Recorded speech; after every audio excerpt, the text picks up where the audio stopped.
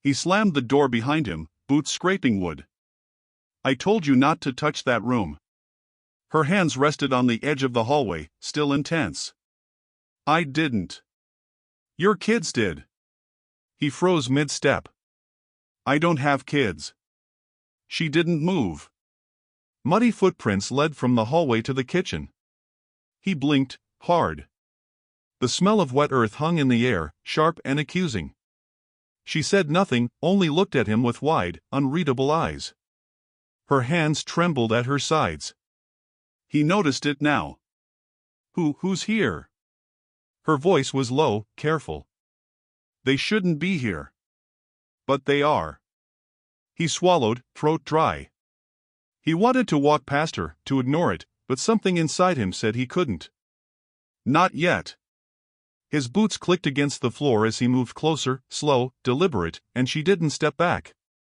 He saw the tiny hands pressed to the kitchen doorway. Children. 2 of them. Watching. Silent. His chest tightened. He wanted to turn and leave. Wanted to tell himself it wasn't real. But reality had claws. Where did you find them? He asked, voice low, steadying himself. Outside. By the creek. They followed me. I tried to stop them. I couldn't. He clenched his fists. The hallway smelled of damp wool and old wood. He looked at the footprints again, at the dark smudges on the floor. You said you didn't touch the room. I didn't. They did. She shifted, ever so slightly. I wasn't going to let them wander off alone. He took a step forward. Her gaze didn't break. It held him, and in it was something like defiance, something protective. He didn't understand it yet. What are their names? I don't know. They won't tell me. His hands hovered near the wall.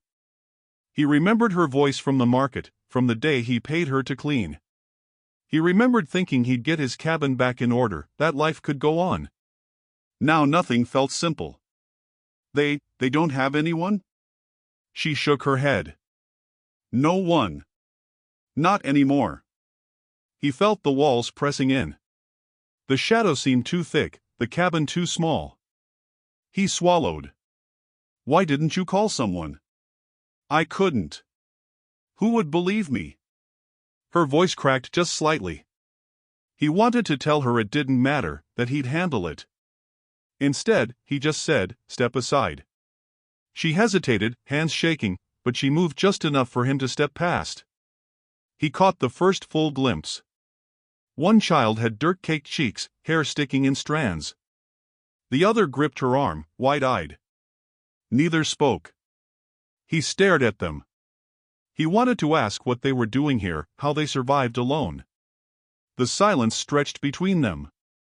He wanted to tell them to go back outside, to run to the creek, to disappear. Instead, he said nothing. His eyes caught the drawings pinned on the wall. Crude lines, figures of families he'd never known, names he didn't recognize. He wanted to reach up, tear them down, erase them. He couldn't. She said softly, almost to herself, they shouldn't be here. But they are. He wanted to argue, to deny it, to claim the cabin was his, that his grief was enough. But the truth pressed against him like cold iron. He stepped closer to the children, and they didn't flinch. They only watched. One lifted a hand and pointed toward the hall. Footprints led that way. He glanced at her. They followed you? I didn't notice until I heard them. The cabin felt hollow now, every creak of the floorboards amplified. The walls seemed to hold their secrets, their memories, and his own grief. He swallowed hard. You didn't see anyone else? No. Just them. He stared at her again, hands still at his sides. Why didn't you leave? She met his gaze. Because I couldn't. Not until you saw them. His jaw tightened. He wanted to tell her it wasn't safe, that they shouldn't be inside. But the words stuck. His boots made soft thuds as he walked slowly past her. She let him move, but didn't look away. The children shuffled slightly, still silent, still watching. He reached the hallway, then froze. The footprints continued further than he expected. His throat went dry. They went this far? Yes. They were curious, she said. He swallowed again. His eyes followed the marks on the floor, each one a question he wasn't ready to answer. He remembered his wife's voice, her laughter echoing faintly in these rooms. He had tried to forget it. Tried to keep this cabin just for himself. But it wasn't his alone anymore. The children stood still, small shadows against the wooden floor. The maid's hands twitched at her sides. Her breathing was shallow. He realized, in that moment, that leaving was impossible. He would step forward. See. Understand. Decide. The hallway was empty now except for the echoes of his own boots. He reached the end and looked down at them. Two faces, dirt-smudged, unafraid. He swallowed hard. All right, he said, voice low, rough. Show me what you see. The maid nodded once. Quiet. Steady. Her hands stopped trembling just a fraction. He took another step. His gaze lifted to the corner of the room. The shadows clung there, thick, silent, waiting. Footprints led straight into it. The children followed with their eyes. He did not turn away. He moved closer, past the maid, and finally, saw what she had been warning him about all along. His chest tightened. His stomach turned. There was no escape from this moment. Not anymore. The cabin held its breath. He did too. He stared at the drawings pinned to the wall. Crayon figures, shaky lines, names he didn't recognize. The children's hands hovered over the edges, hesitant, protective. You brought them here? He asked, voice tight. I didn't, the maid said, shoulders stiff. Then who did? He stepped closer, heart hammering, trying to read the walls, the air, the silence. I clean houses no one wants to stay in, she said, voice low. People leave things behind. Children come, children go. I try to keep them safe. He blinked. Safe. From what? They don't talk, she said. They only point. He looked at them. One, the smaller girl, lifted a finger toward the old well outside. He tensed. Nobody goes near that, he snapped. She shrugged. Then why'd you build the cabin facing it? He flinched. The past pressed closer than the walls. He remembered arguments with his wife, things unsaid, doors left open. He didn't know if he was angry at the children, the maid, or himself. They shouldn't be here, he said again, softer this time. I know, she replied. But they are. One of the children shifted, a small boy pointing again at the well. His tiny voice broke the silence. Water, watch it. The words were tentative, almost forgotten. He swallowed hard. You warned me, he said. She shook her head. I didn't know it would be them. Them, he pressed. She met his eyes. The ones who came before. He felt a shiver run down his spine. He wanted to ask what she meant. He wanted to ignore it. What do they remember? He asked. She shook her head. Not what you think. Just names, faces, echoes. He clenched his fists. Names, faces, echoes. They sounded like accusations. Like warnings. Like ghosts. The boy tugged at her skirt. She bent down slightly. What is it? She asked. He just pointed at the well. She looked. They remember this place, she said softly. They do? He asked. Yes. They do. His hand went to the wall. He pressed his fingers against the drawings. The names looked familiar, almost buried. He shook his head. I buried these names, he said. I thought I'd forgotten. Memory doesn't forget, she said. Not in this place. He swallowed hard. The hallway seemed narrower now, the shadows longer, the air thicker. Why didn't anyone stop them? He asked. Stop who? She said, tone guarded. Them. The children. The ones who came before. My wife, she tried. I didn't hear. I didn't see. She said nothing. He turned toward the children. Do you know them? The boy shook his head. The girl clutched her skirt. Not with words, she said. But they remember the ground, the walls, the smell. They remember what was hidden. He felt the old ache in his chest, the one he'd tried to bury under chores and grief. He wanted to run, leave, pretend none of this existed. He couldn't. Not now. Then why bring them here? He asked. Because they have nowhere else. Because you should see, she said, voice trembling. The wind creaked outside, rattling the windows. He glanced at the old well again, half expecting to see movement. Nothing stirred. They point, she said, because they know something you've forgotten. He swallowed. And I don't remember? Not yet, she said. But you will. He clenched his fists, pressed his knuckles to the wall. He could hear the faint thump of boots in the dirt outside, though the porch was empty. He looked down. The children's eyes followed him, wide, unblinking. He swallowed hard. I didn't think you never do, she interrupted, voice sharp. And you won't until you face it. He stepped toward the well, hesitant, boots creaking on the floor. The children shuffled after him, pointing, silent. They know this place, he said quietly, almost to himself. They remember, she said. He stopped. The wooden floor beneath him groaned. He realized the cabin held more than dust and memories. It held ghosts, echoes of the past, secrets he didn't want to confront. I don't understand, he said. You will, she said. The smaller girl tugged his sleeve. He looked down. Water, she whispered. His throat went dry. What about it? He bent down slightly. Her eyes were wide, pleading. Watch it. Don't fall. He straightened, hands shaking. The maid stepped closer, protective. They know the danger, she said. They always do. He swallowed.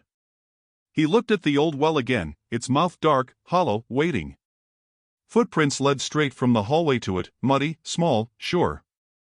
He traced the marks with his eyes. Why didn't anyone tell me? He asked. You weren't listening, she said. He turned to her. I was. I didn't hear. Memory doesn't wait for you to be ready, she said. It comes anyway. He nodded, tight-lipped. Then what do we do? She took a step back, letting the children move closer. We let them show us. He glanced at the boy, then the girl. They looked at the well, then at him, then back at her. Waiting. Silent. Knowing. He felt the weight of it all pressing down, the past, the cabin, the well, the children, the maid. All right, he said, voice low. Then show me. She nodded once. The children shuffled forward, pointing. The wind rattled the windows again. He stepped outside, boots sinking slightly in the damp dirt, following their tiny footprints to the well. The maid stayed behind, watching him, shoulders tense, ready to intervene if he faltered. The sun was dim, filtered through clouds, giving the land a gray, watchful look. He knelt beside the well, heart hammering, hands gripping the edge. The children stayed close, their fingers brushing his sleeves. They remember, the maid said again. And so must you. He swallowed hard. He looked into the darkness of the well, into the hollow unknown, and felt something shift inside. Memory, grief, and fear swirled together, pressing against him. The children stayed silent, the maid steady, and he finally understood. There was no going back. He would have to face what they remembered, and what he had buried long ago. Footsteps and small voices pressed behind him, urging, warning, grounding. He took a deep breath and nodded. I see it, he said, voice barely above a whisper. The well creaked in the wind, a hollow echo answering him. The past had begun to speak. He couldn't look away. Not now. Not ever. The wind had shifted. Dust rolled along the porch as a horse's hooves thumped against the dirt road. He didn't hear it first, he felt it. The cabin door rattled as someone dismounted outside. Heard voices, said a low, gruff voice. The rancher's hand went to the gun at his hip. He froze. You hear things now? The voice came again, closer. A man stepped onto the porch, badge glinting in the muted light. Sheriff. The same badge his father had saluted under. The sheriff's eyes scanned the cabin, narrowed, taking in the children, the maid, the footprints. He saw her first. Recognition flickered. I know you, he said, tone sharper than the wind. She stiffened, shoulders square. The children instinctively hid behind her, clinging to the folds of her skirt. You remember me? The sheriff asked. I don't, she said, voice flat. You should, he said. That old case. The rancher's stomach tightened. Case was closed, he said, voice low but firm. The sheriff's eyes flicked to him, slow, calculating. Depends who you ask, he said. The wind rattled the cabin again, pushing dust through cracks, swirling around boots and wooden boards. The rancher swallowed hard. What are you doing here? The sheriff didn't answer immediately. His gaze lingered on the walls, the floors, the footprints. I came to check, he said finally. Check what? The sheriff's mouth tightened. Voices. Rumors. Things that don't stay buried. The children clung tighter to the maid. The rancher's hands shook slightly. There's nothing to check, he said, voice low, even. Nothing here belongs to you. Not yet, the sheriff said, voice slicing through the still air. He stepped closer. That badge, he said, eyes narrowing, still hangs here, but that doesn't mean you get to decide. The rancher's jaw clenched. It never gave you the right either. Silence stretched. Dust swirled in shafts of light across the floor. The children peeked from behind the maid, small, silent, watching. I heard about the woman, the sheriff said. The one who came here. You let her in? She cleans what's left behind, the rancher said, defensive. She's no threat. She's not the problem, the sheriff said. You're too soft, too late. You've let things fester. The rancher's chest tightened. I've let enough die already. Don't pretend it's over, the sheriff said, stepping back, badge still catching light. Old debts aren't gone just because you wish them so. He shifted his weight. Kids, woman, cabin, all of it. The maid's eyes met his, calm but firm. They're safe with me, she said. For now. The sheriff's eyes flicked to the children again. His face hardened. You think hiding changes anything? People remember. Places remember. You can't erase it all. The rancher's fists tightened at his sides. I don't need lessons, he said. You want to stand here and lecture me? Fine. But don't touch them. Don't touch her. The sheriff's gaze lingered, slow, assessing, as if weighing whether to strike or retreat. I didn't come for them, he said finally. Not yet. I came for answers. They're scattered, messy, unfinished. That's all. The wind pushed at the cabin again, rattling boards, rattling nerves. The children peered out from the maid's skirts. The rancher stepped forward slightly, blocking them from view. Then leave, he said. The sheriff's eyes flicked to him one last time. Not yet, he said. Then, slowly, he turned, dust puffing from his boots as he walked back to the road. I'll be back, he called over his shoulder, voice rough. You can't outrun it. The rancher exhaled, tension loosening in small increments. The children clutched the maid, whispering quiet reassurances. It's okay, she said. He's gone, for now. The rancher's gaze lingered on the badge, still hanging on the wall. He remembered his father's words about honor and duty, the weight of power, the cost of silence. He touched it lightly, a ritual of memory, grief, and fear. "Not mine anymore," he said, voice barely audible. Outside, the wind shifted again, carrying the faint sound of hooves and dust, warning him that this was far from finished. He looked down at the children, dirt-smudged faces, wide eyes. "We need to keep moving," he said. "Show me where they go." The maid nodded once.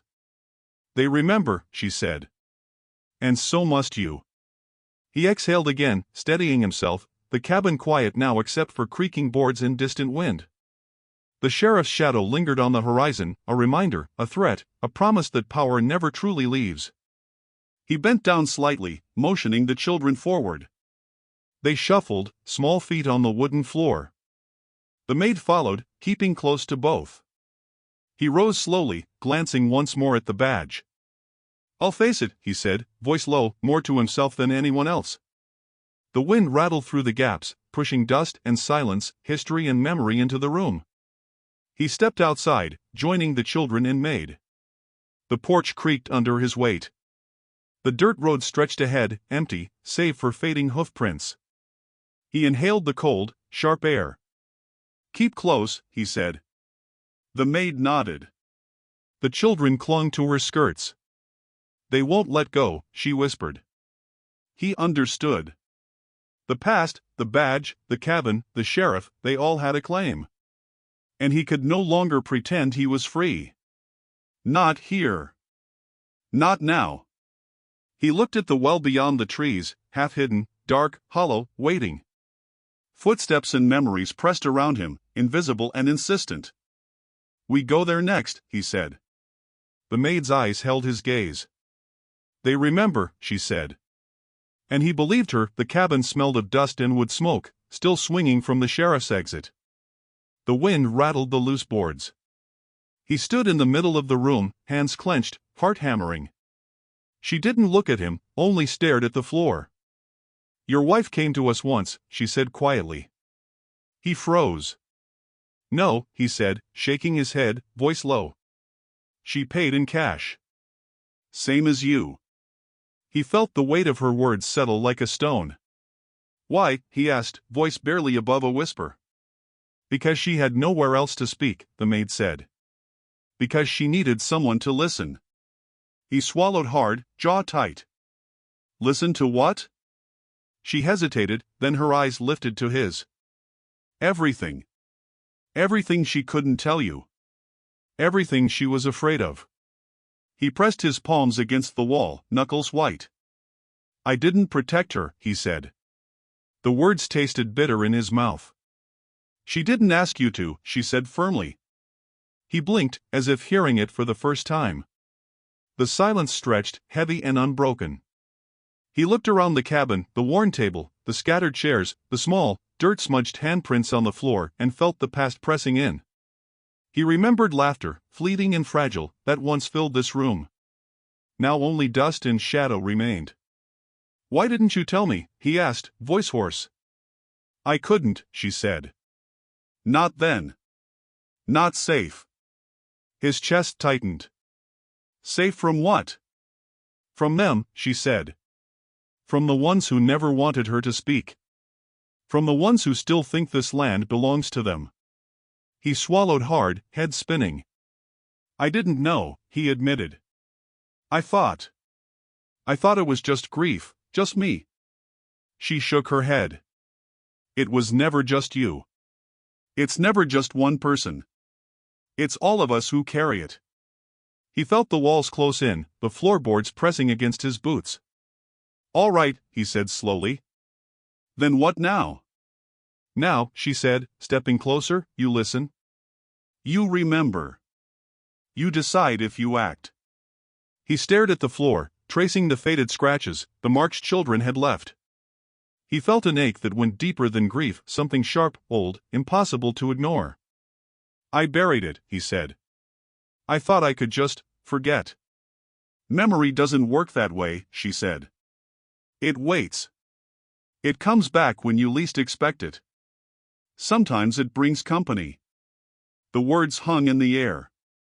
He remembered his wife's voice, soft and pleading, the secrets she had carried. He had not heard. He had not acted. "I failed her," he whispered. "No," she said, voice low but firm. "You didn't fail her. You just didn't know." He shook his head. "Doesn't matter. She's gone." "That doesn't mean the story ends," she said. He pressed his hands to the table, knuckles tight. "Then what am I supposed to do?" "Stand," she said. "Watch. Learn. Face it. Do what she couldn't ask you to." His chest tightened, the weight of years pressing down. He swallowed hard, nodding slowly. He reached toward a dusty shelf and pulled down a small box, something he hadn't touched in years. Inside were letters, photographs, memories he had tried to lock away. His hands trembled. "These," he whispered, voice shaking. "These were hers. All of it. And now they're yours," she said. "Yours to see, to guard, to act on."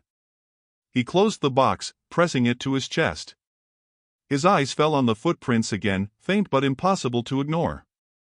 He felt the children watching from the doorway, the maid's steady gaze, the ghosts of the past pressing into the present. I will," he said, voice low, determined. "I will face it." She nodded once. "Good. Because it won't wait for you to be ready. Not anymore." The wind rattled the windows again, carrying the scent of dirt and rain. He looked at the door where the sheriff had left, dust swirling in the last light. "I can't undo what's done," he said. "No," she replied. "But you can decide what comes next." He nodded. The box of letters felt heavy in his arms, a reminder, a warning, a lifeline. He set it down on the table, hands lingering on the wood. The children shuffled closer, curiosity battling caution. "Go ahead," he said quietly. "Look if you want." They peered, tiny hands brushing the edges. She stayed close, protective, guiding, patient. "They remember," she said softly. "All of it. Even what you think is gone." He swallowed hard. "Then we start," he said. "We face it. Together." The cabin felt smaller, the air thicker, but somehow steadier. Shadows clung to the corners, but he no longer flinched. He would stand. He would watch. He would act. He reached for the letters again, pulling them closer.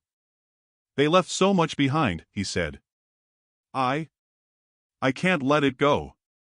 "You won't," she said. "Not if you know what it carries." He nodded, chest tightening, heart pounding.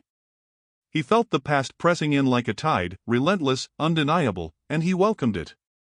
The children shuffled again, one tugging her skirt, another peering at the box. The maid nodded to him. "It's time," she said. He looked at the well beyond the cabin, half hidden in shadow, waiting. Footprints led toward it, small, determined, persistent. He felt the pull of it, the weight of memory, and finally, he understood. "I'll go," he said, voice low but resolute. "I'll see it." She nodded, steady, unwavering. "And then?" he asked. "Then," she said, "we decide how to live with what we find." He exhaled slowly, feeling the tight knot in his chest loosen just slightly. The cabin creaked around them, walls groaning like old lungs, dust motes swirling in the dim light. He took one last look at the box, at the footprints, at the maid's steady eyes. "I won't hide anymore," he said. "Not from them. Not from her. Not from myself." She gave a small nod, almost a smile, and stepped aside. The children moved closer to the doorway, pointing. He followed them, past the table, past the shadows, toward the door, toward the well, toward whatever the past demanded of him. The wind pushed against the cabin again. He stepped outside. The ground was damp beneath his boots, the air sharp, waiting. The children led, the maid beside them. And the cabin, heavy with memory, watched in silence, the well waited like a dark eye in the center of the clearing. He approached slowly, boots sinking slightly in damp earth. The children's small hands clung to the maid's skirt, fingers tight, hesitant.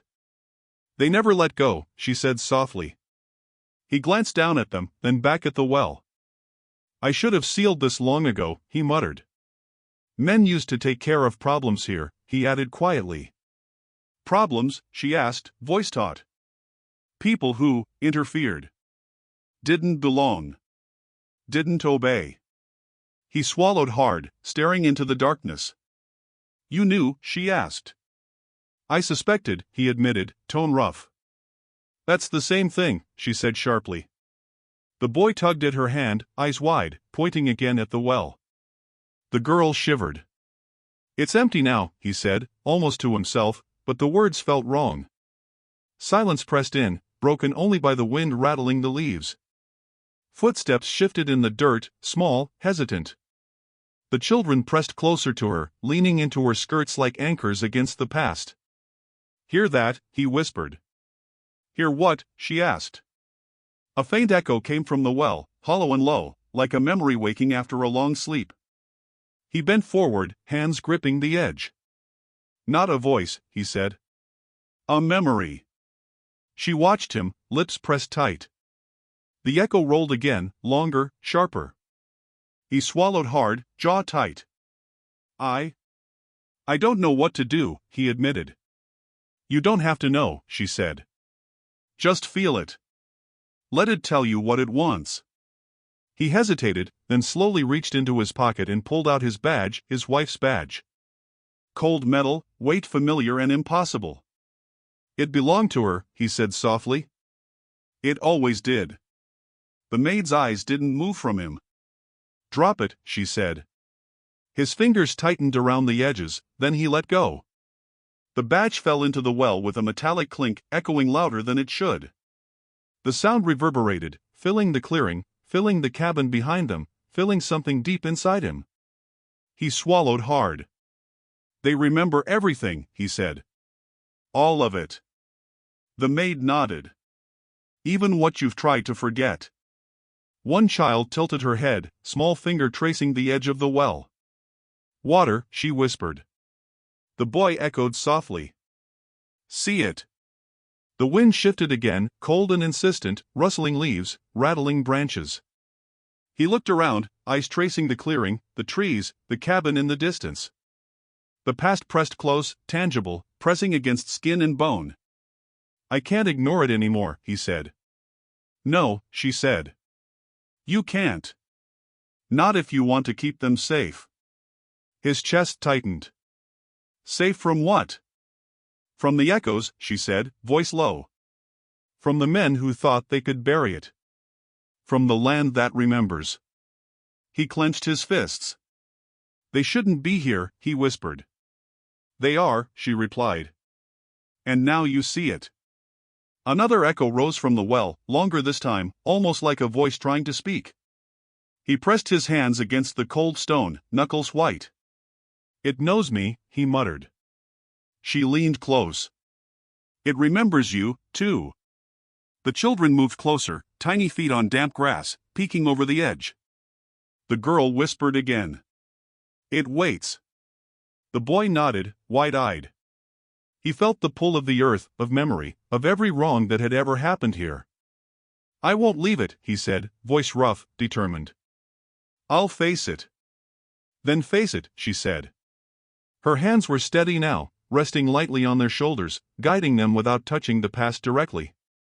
He exhaled slowly, feeling the cold air bite at his lungs. It's all here, he said. Everything we've ignored. Another echo, faint but insistent, whispered back from the darkness. He swallowed hard. We need to see it. All of it. She nodded. Then we go together. Step by step. Don't rush. Don't turn away. The children shuffled slightly, tugging at her skirt, staying close. He looked at them and felt the weight of responsibility pressing down. It's too much, he muttered. No, she said. It's enough. You just need to trust it. He knelt briefly, pressing both hands against the stone lip of the well. Dust and dirt trickled through his fingers. The echo rolled one final time before fading into silence, leaving only the sound of wind, leaves, and distant birds. He looked at the maid. "We face them," he said, voice low, resolute. "Not just what's here, but what comes next." She nodded. "Yes. Not alone." He exhaled again, shivering, not from cold but from the weight of everything pressing down. "Then we start," he said. The children moved closer, tiny fingers brushing against his sleeves. The maid stepped back slightly, letting them lead, protective but trusting. He rose to his feet. "All right," he said. "We see it. Every part." The well waited, silent now, hollow, dark, and relentless. He felt it pressing against him, the history, the memory, the mistakes. "We won't turn away," he said. She nodded. "We face it together." Footsteps pressed lightly in the dirt, children first, him after, the maid beside them. The clearing held its breath. The cabin watched silently from the distance. He glanced down one last time at the badge, still at the bottom of the well, a glint catching faint light. The echo was gone, but the memory remained, thick and undeniable. "It remembers," he said softly. "And now we do too." The maid's hand brushed his arm lightly. "Then don't let it go," she said. The children pointed once more toward the far edge of the clearing, toward the path leading to shadows, secrets, and the unfinished past. He nodded, boots sinking into damp soil. "We go," he said. And this time, he meant it. They stepped forward together, toward the unknown, toward the truths the land had been keeping, toward the weight of all that wouldn't be forgotten. The clearing smelled of damp earth and old wood smoke. The children clung to the maid's skirts, tiny fingers gripping tight, silent but steady. He looked at her, eyes sharp. "Tell me," he said. "What really happened?" She glanced at the well, shadows stretching across the ground. "I didn't want to," she said. "They said I imagined it." "Who?" he pressed, voice low, rough. She met his gaze, calm, blunt. "All of them. The sheriff. His deputies. The men who ran things here." He clenched his fists, stomach tightening. "You're saying—" "I'm saying it happened," she said. "And I lived to tell it." The children shuffled slightly, one whispering, "They hurt." Her hand went to their shoulders, steadying, protective. "Yes," she said softly. "But we survived." He swallowed hard. I didn't know," he admitted, voice cracking. "You weren't supposed to. That's the point." Silence was their shield. He stared at her, chest tight. "Then why tell me now?" "Because you're already haunted," she said. "You've seen it. You've felt it. You can't walk away." The boy spoke first, small voice clear, "Don't leave." The girl repeated it, echoing, almost like a command. His jaw tightened. "I won't," he said. "I'll testify." She looked at him, eyes sharp. "Why now?" "Because I can't unsee it," he said. "Because it won't stop haunting me until I do." She nodded slowly, approving but wary. "Then we act," she said. "Together." The children pressed closer, watching, listening, understanding in their small way that the world was dangerous and heavy. "The sheriff," he muttered, voice low. He's part of this?" "Was," she said. "And still carries influence. He'll fight, hide, deny. But he can't silence everything forever." He ran a hand over his face. "All this time, I thought I was alone. That it was just grief, just the land, just me." "It's never just one," she said firmly. "It's never just grief. And it's never just the land. People make it heavy, keep it hidden, pass it down." He looked at the children, dirt-streaked, silent, steadfast. They know it too," he said. She nodded. "They've seen enough to understand. Enough to remember. Enough to warn." His chest tightened further, an ache that mixed guilt, fear, and determination. "We can't fail them," he said quietly. "We won't," she said. "We've already survived. That's the first rule." The next is, act when it counts. Another whisper from the girl, don't hide. The boy echoed, stand. He clenched his fists, jaw tight. I stand, he said, voice low, steady. I act. Good, she said, almost a smile in her eyes. Then we prepare. Footsteps shifted in the dirt as he and the maid moved closer to the children, guiding them gently. The clearing felt heavy with expectation, with ghosts of past wrongs, with memory pressing against skin and bone. They'll come, he said, voice low. Men who never let go. Let them, she said. We don't run anymore. We don't hide. We don't leave. He swallowed hard, feeling the weight of his choices, the echoes of his wife, the shadow of the sheriff. Then we face them, he said, voice resolute. The maid nodded, hand brushing against his arm lightly. We face them together. The children clutched her skirts, one pointing toward the edge of the clearing, toward the distant barn. There, she said. That's where the last of them gather. Where the past still breathes. He squared his shoulders, eyes on the horizon. Then we go, he said. The wind shifted, carrying dust and dry leaves, and he felt the power pressing down, the authority of old families, the ghosts of women who didn't leave, the echoes of silence that had lasted too long. The children followed, small feet pressing into soft dirt, dragging the weight of memory behind them. He glanced at the maid.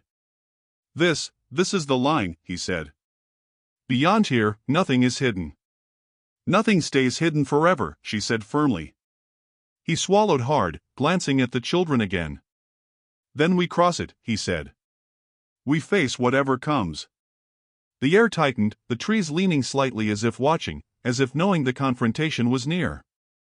Dust swirled in thin shafts of light. Be ready, she said. They'll test us. He nodded.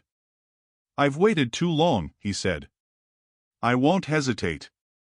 The children's tiny hands gripped her skirts tighter, steadying themselves. He exhaled, chest tight with resolve and fear. Then let them come, he said. We stand. The clearing seemed to hold its breath. Shadows gathered at the far edge, shapes in the distance, old families, men who thought the past could be buried. He clenched his fists, jaw tight, eyes narrowing. We don't run, he said. We don't hide. We fight. And we survive, she added. The children nodded quietly.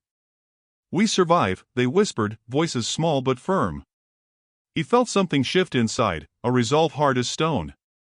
The wind rattled branches, pushing dust and whispers toward them. He looked at the maid, at the children, at the horizon where shadows gathered. Then let's end the silence, he said, voice low, carrying. She nodded.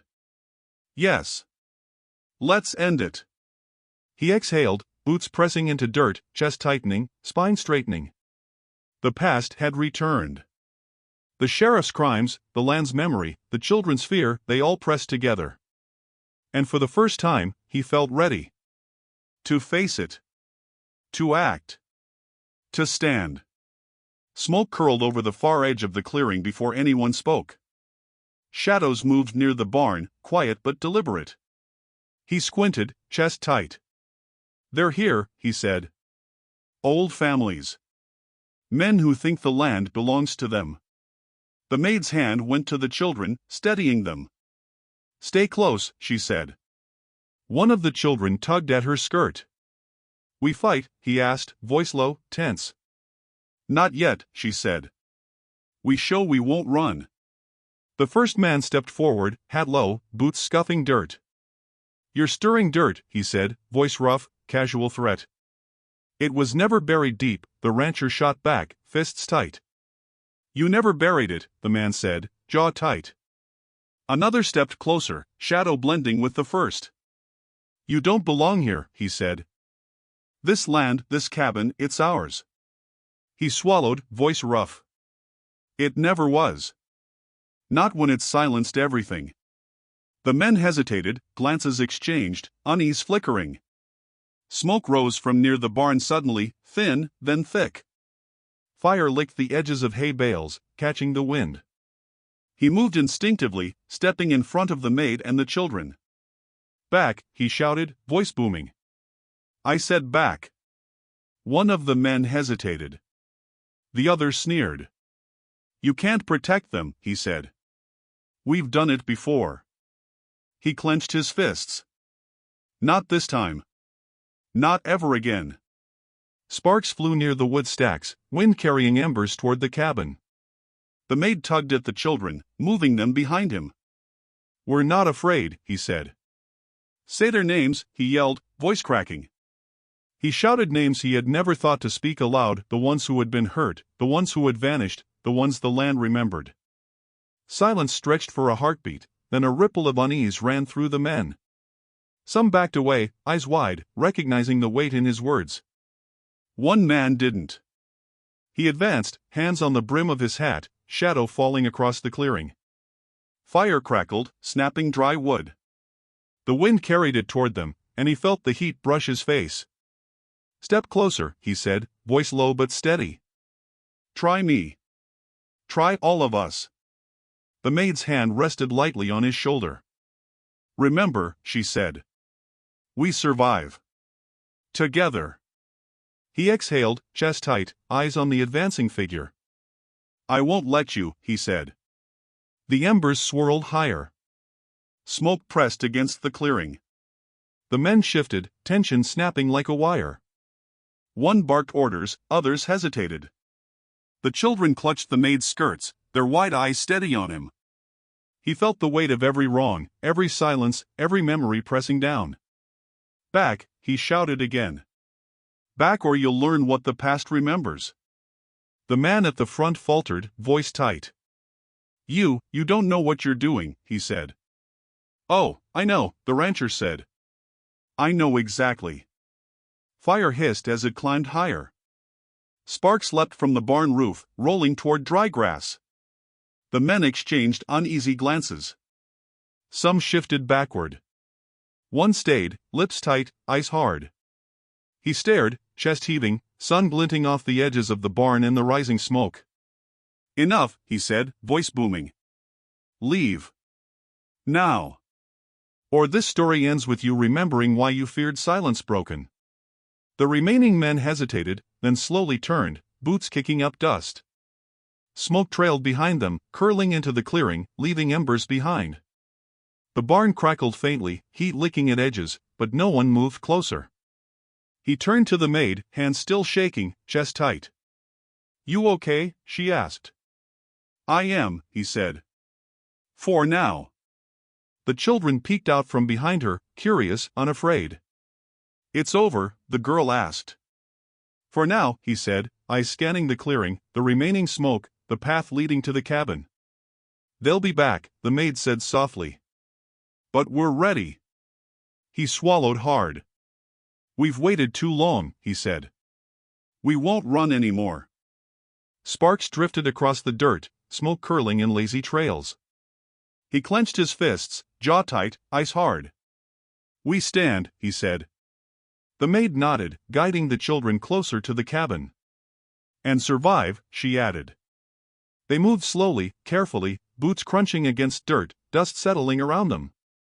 He glanced back at the barn, flames faint but stubborn. He swallowed hard. This land remembers, he muttered. And now it knows we do too. The children's fingers brushed hers, small hands gripping tightly. He exhaled slowly, feeling the heat on his face, the smoke in his lungs, the weight of memory and fire pressing down. No more hiding, he said, voice low. No more silence. She nodded. Not ever again. The clearing felt stiller now, though the fire hissed faintly in the distance, the wind carrying smoke and dust across the land. He glanced at the cabin, then back at the children. We move forward, he said. Together. The maid's eyes met his. Together, she said. Sparks drifted upward, embers floating like ghosts across the clearing, marking the first stand of many. He swallowed, chest tight, feeling the weight of everything, knowing this night was only the beginning. The children tugged her skirts, following. He exhaled, feeling the past pressing behind him, fire and memory colliding, and stepped forward into what came next. The cabin smelled of smoke, charred wood faint at the edges. He stepped inside, chest tight, the children trailing behind the maid. "Read them," he said, placing the letters on the table. His hands trembled slightly. She bent down, picking one up. "Out loud," he said. The words were sharp, commanding. "They need to hear it." She glanced at him, then at the letters, then the sheriff, who had returned quietly, leaning against the doorway, eyes narrow, jaw tight. "What's this?" he asked, voice low but dangerous. "The truth," the rancher said. "Read it." The sheriff's eyes flicked to the children, then to the maid, then to him. "You think words matter now," he said. "I do," the rancher replied. "We've waited too long for silence to protect you." She opened the first letter, voice trembling slightly, low but precise. Names, dates, confessions, truths buried under years of denial. The sheriff's jaw tightened. "You can't prove any of this," he said. "It's not about proof," the rancher said. "It's about witness. It's about memory. It's about not letting this be hidden anymore." One child stepped closer, tiny hand brushing her skirt. The girl whispered softly, "Say it again." She looked down at the letter, voice firm this time. "He took everything he could," she read aloud. "He thought silence would protect him. He was wrong."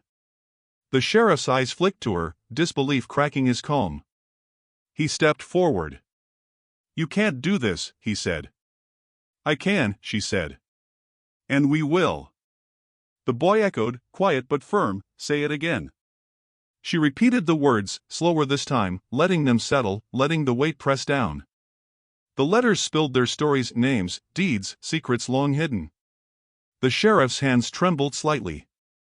He swallowed hard. "This isn't over," he said. The rancher stepped closer, jaw tight. "It is," he said. "For now. The truth has a way of staying." The maid placed the letters carefully on the table, hands steady. The children clutched her skirts, eyes wide but unafraid. "We remember," she said. "We don't forget." The sheriff's eyes flicked to the cabin walls, the scattered papers, the footprints in the dirt, the evidence of memory itself. His authority, once a heavy weight, now felt fragile, hollow. You don't understand what you're doing," he said.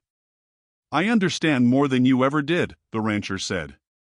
"And that's why it ends here." The children spoke again, voices small but insistent. "Say it again. Say it again." She repeated the words, each syllable precise, a hammer striking the foundations of fear in silence. He felt the weight of the past pressing down, not like a curse, but like a reckoning. The sheriff stepped back, jaw tight, the room pressing against him like walls closing. "You can't just rewrite history," he said. "We're not rewriting," the rancher said. "We're remembering. And that is enough." The letters lay open on the table, ink dark against yellowed paper, names and confessions staring up like witnesses. The maid took a deep breath, eyes meeting the sheriff's. "You will answer," she said. The children stepped closer, hands brushing the edges of the papers, small fingers tracing what had been hidden. "No more silence," the rancher said. "No more hiding." The sheriff's shoulders slumped slightly, a flicker of defeat in his eyes. This isn't over," he muttered. "It is over," the rancher said, voice steady, final. The wind rattled the cabin, dust swirling lightly across the floor. The children whispered again, "Say it again." She looked down at the letters, voice steady. "He took everything he could, but we survived. We remember. And he cannot silence us." The sheriff's authority, heavy once, had crumbled without a single fight. He stepped back, jaw tight, eyes narrowing once more, but the room no longer trembled at his presence. The letters remained, witness enough. The children's eyes held steady, unflinching.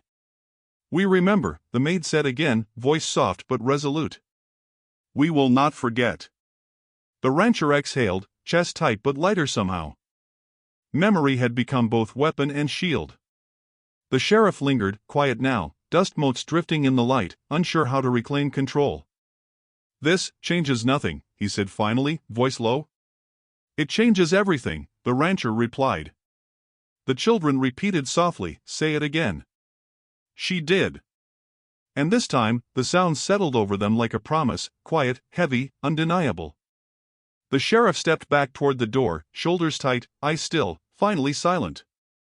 The wind rattled the windows again, carrying smoke, dust, and the weight of reckoning. The rancher picked up one letter, staring at the ink. "We've waited too long," he muttered. "Too long to let silence win." She nodded, hand brushing the children's shoulders. "Now, they listen," she said. The children repeated, small voices echoing, "Say it again." And she did, steady, precise, letting the cabin itself carry the weight, letting memory speak where silence had ruled for too long. He exhaled, feeling something shift. The sheriff was cornered, truth undeniable, and yet the air remained heavy, charged with history, with justice, with survival. "We're not done," she said softly. "But we've won this round." He nodded, jaw tight. The children held her skirts, small hands firm. "Say it again," they whispered one last time. She repeated it. And for the first time in years, the cabin felt like it belonged to those who had been silenced, not to those who had claimed power. Dawn came without ceremony. Light spilled across the cabin, soft and gray, highlighting smoke-stained wood and dust that hadn't settled. He knelt at the edge of the well, hands dirty, digging a small hole for the badge. The metal felt heavier than memory, heavier than grief. The maid stood nearby, children at her skirts, watching quietly. "Are you ready?" she asked. He nodded, voice low. "I am." He pressed the badge into the earth, fingers lingering. "It doesn't belong to me anymore," he muttered. "It belongs here, with her memory, with what we survived." The maid's hand rested lightly on his shoulder. "It stays standing," she said softly. "Even when everything else falls." He exhaled slowly, pressing the dirt over the badge, covering it completely. Silence pressed down, heavy but steady. The children whispered something to each other, small voices brushing the quiet. "Do you want to stay?" he asked them, voice gentle. One shook her head. The boy nodded toward the cabin. "We have to leave," he said. "But we'll remember," she added. The rancher rose, boots crunching softly against dirt, chest tight. "That's all anyone can ask," he said. The maid glanced back at the cabin, shoulders straight, chest firm. "You don't owe me," she said quietly. "I know," he replied. He looked at the children, dirt-smudged faces, small eyes steady. "Don't forget," he said. "We won't," she said. She picked up the children's hands, guiding them toward the edge of the clearing. He watched, heart tight, as they stepped away, pausing once to glance back at the cabin. Dust swirled around the porch boards. He exhaled, jaw tight, fists loose at his sides. The wind stirred, carrying memory, smoke, and the faint scent of burned hay from the barn. He walked slowly toward the cabin, each step deliberate, feeling the weight of what had been faced and what had been left behind. "You'll be okay here," he said quietly, voice low. The cabin watched silently, walls sagging, windows dark but steady, as if understanding. The maid turned, small smile on her lips. "It won't be easy," she said. "But it will matter." He nodded. "I'll keep it safe," he said. Shadows shifted in the corners, memories pressing, lingering, but nothing moved him. The children's footsteps faded across the dirt, soft but steady. He looked at the well, sealed and dark, close to echoes and past wrongs. "It doesn't forget," he muttered, touching the wooden edge lightly. "No," she said. "But it doesn't own you either."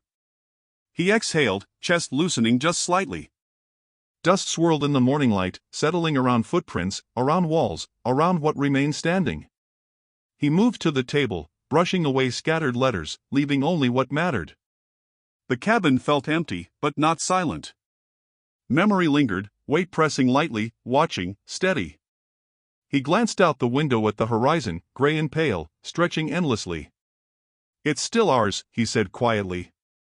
"All of it." The maid nodded, hands still lightly on the children's shoulders. "For now," she said. He watched as they disappeared down the path, small figures swallowed by morning, and he felt the space between them and him stretch and settle, heavy but intact. "I'll speak for them," he whispered to the cabin. I'll speak for her. For all of it. Silence held, thick and watchful.